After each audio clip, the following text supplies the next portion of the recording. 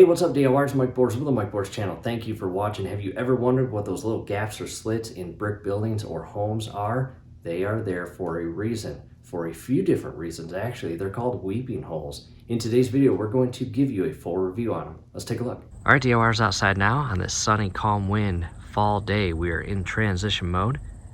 As you can see, our peony garden is done for the season. We have removed those.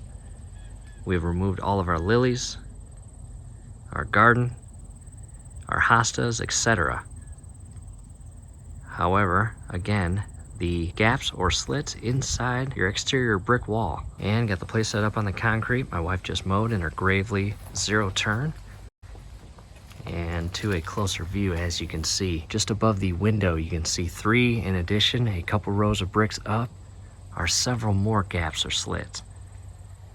And to the walkout basement door, same thing, as you see there. And above that, more slits.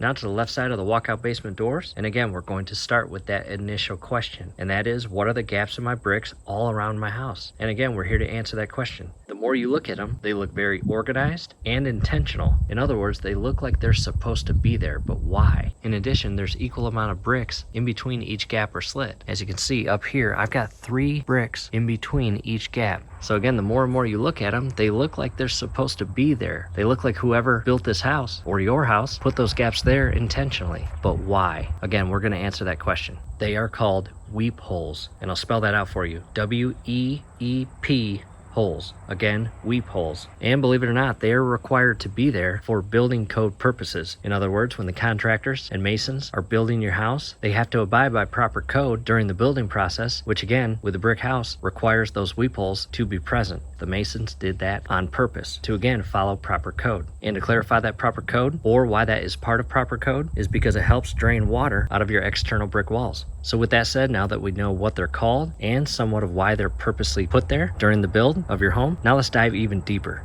and think about just the house itself. Looking at it from here, you can see our 2 walkout basement doors, a brick wall. You can see the window to the left near the fire bush. You can see the window all the way to the right above the big rocks and garden area, and the structure around them all. Again, the brick wall. However, during the build process, the house isn't just built with brick. In other words, they don't just create a brick wall all the way around your home and then insulate it and then build the interior, such as drywall, electrical, plumbing, etc. There is, on average, depending on what state you live in or whatever part of the world you live in, will depend on the actual measurement to code. And I believe in our area, there's about 1.5 inches in between the exterior brick wall that you see right now and the internal wood frame of the entire house. So I want you to think about that just for a moment. If I was to remove all of the brick wall around the entire house, I still could not see inside my house. I would get to that point where I gain access to that 1.5 inch gap in between the brick and the internal wood frame, where I then would meet my stopping point. And that's the entire way around the house. Again, that 1.5 inch gap between the exterior brick wall and the internal wood structure of the house is designed and built that way to code for a reason. So again, if I peel away that brick, I get to the internal wood structure, where you would then find the internal wood structure wrapped, in most cases, with Tyvek. And if you're out driving around and you come across a home that's being built, chances are you see the wood structure, and if it's further along in the build, you see it wrapped with Tyvek. And after that comes the siding, and that could be vinyl, it could be wood, it could be brick, or other options. And with those options, it does not require 1.5 inch gap in between the wood structure and Tyvek out to the siding, because the siding has to connect to the wood structure during the install process. However, with brick, as we are learning, it is different. There has to be that 1.5 inch gap. So with all that in mind, basically a one-on-one explanation of it is those gaps are there for a reason, again, for proper code in terms of proper drainage of your house relating to water. In other words, those gaps are there to allow any moisture or water that gets in between that 1.5 inch gap of your internal wood structure and the outer exterior brick wall to have an exit point and come out of that internal space or gap. And that does several things. Number one, it alleviates internal trapped moisture, which could lead to mold, which obviously you don't want. No one wants that. Number two, during winter months, if any water gets trapped in a enclosed space with no exit point, we all know what happens when water freezes. It expands, and if it has no way out, it's going to break or crack. So going back above the door, you can see many slits just above the door, but go even further above that, maybe 2 or 3 more brick layers, and you see additional slits, as you can see right up there. Not those ones, but the ones right up here that go all the way across, as well as right over here.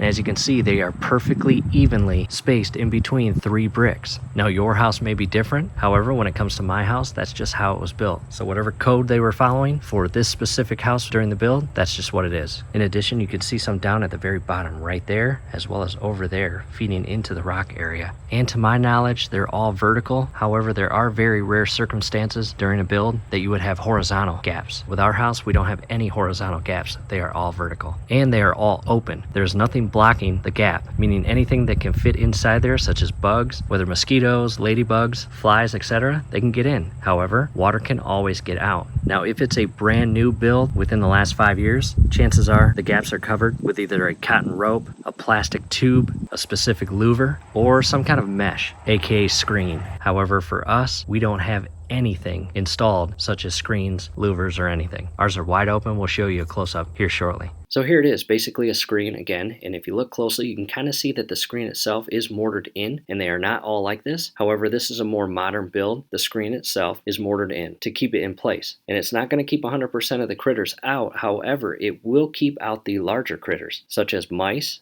rats, birds, snakes, and believe it or not, even frogs. In other words, the category of critters that if trapped inside and can't get out and end up dying inside, they would leave an unfriendly odor, and that's not what you want, right? So again, with this screen specifically, it is mortared in. It's not going to come out. However, scrolling above right now is a link to a video that shows us installing brand new compressible install and removal friendly screens. Definitely check that out if you're interested.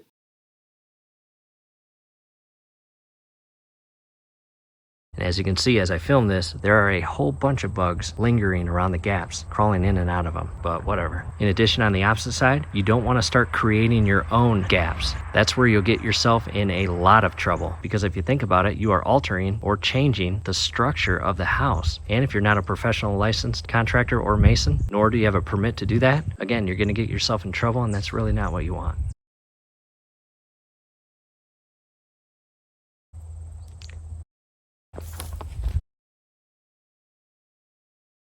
DIYers, I hope you're still with us. We got a little chipmunk right down there. We are going to dive even further into another item. How do you know if they're working or not? Well, if the gaps are clear, there can be some bugs in there. There can be some debris, such as a little bit of sand, gravel, or anything that the weather, such as wind, can blow into them, and that's okay. But if they are completely clogged and water cannot get out, that's a problem. You want to clear those out. And it might be as easy as just taking a flathead screwdriver and carefully breaking away the buildup of sediment or debris inside that gap and pulling it outward toward you to again open up that gap and allow it to operate as designed. So if it's wide open, clear, and not obstructed, it is working as designed. In addition to it being blocked by like debris such as sand, dirt, or anything else, if you inspect each gap around your house, you should notice no discoloration in the brick or mortar itself around that gap, nor any calcification or degraded mortar and brick, such as cracks, loose brick, breaking away mortar, etc. That would not be normal. That should prompt you to have that inspected and looked at. In addition, if you see any mold growing around the gap, you don't want that either. There may be something internal causing that gap to malfunction and not allow water and moisture to escape. So again, if you see something like that, have that inspected. Because again, chances are that specific weep hole is not working as designed. Now with all that said, you may be wondering, why is it just one weep hole that has mold around it? And there are a couple issues that can actually cause that, such as plumbing water leak within close proximity of that weep hole on the internal structure of the home, excessive humidity in between the internal wood structure and the exterior brick wall. And usually you'll get that where, say, a weep hole is pretty close to the dryer exhaust outlet that comes out of your house. Another option is a weep hole close to an air conditioner, or, believe it or not, the most common one is an old, worn-out roof or damaged roof, whether it was damaged by Mother Nature during a storm, or it's just really old and degraded and not performing as it did when it was brand new, basically allowing water inside that small 1.5 inch gap. None of that you want. And real quick, as you can see, like I mentioned earlier, all those bugs lingering around the weep holes as well as the walkout doors. We just recently uploaded a video on removing hundreds of ladybugs on the opposite side of those doors, and they were getting in through a worn out weather stripping on the very top of the door. So down below in the comment section as well as the description section, we will have 2 video links, one of which is showing the procedure of removing the ladybugs, and the second video, the step-by-step on removing the old weather stripping and installing brand new weather stripping. And from here, DIYers, let's go for a walk. I want to give you close-ups of the weep holes themselves. And in reference to those double doors coming to the left side, and you can see some weep holes above the window.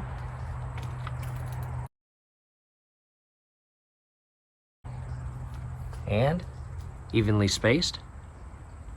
And coming down below, you see one right here.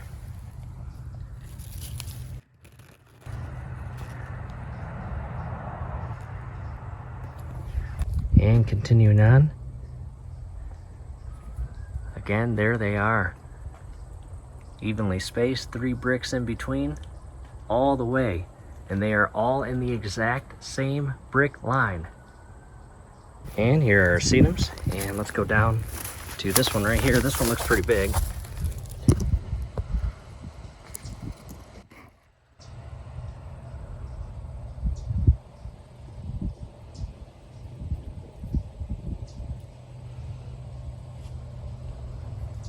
Taking a step back and continuing on, here are our hydrangeas and knockout roses.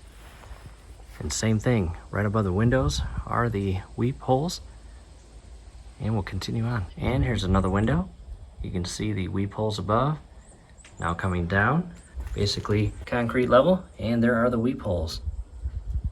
And you can see the way these were designed or mortared by the masons is they got about 1 inch of mortar from the actual concrete up. So these weep holes are purposely filled with 1 inch of mortar. As you can see, halfway filled from bottom to top. And that goes the whole way to where the brick wall makes a turn. And same thing, weep holes basically at the soil grade. I did some raking not too long ago and moved some rocks. So there is a little bit of play where the water can come out, which is good, and that's what you want. Now moving from the sidewalk to the blacktop, and here is our garage door wall basically.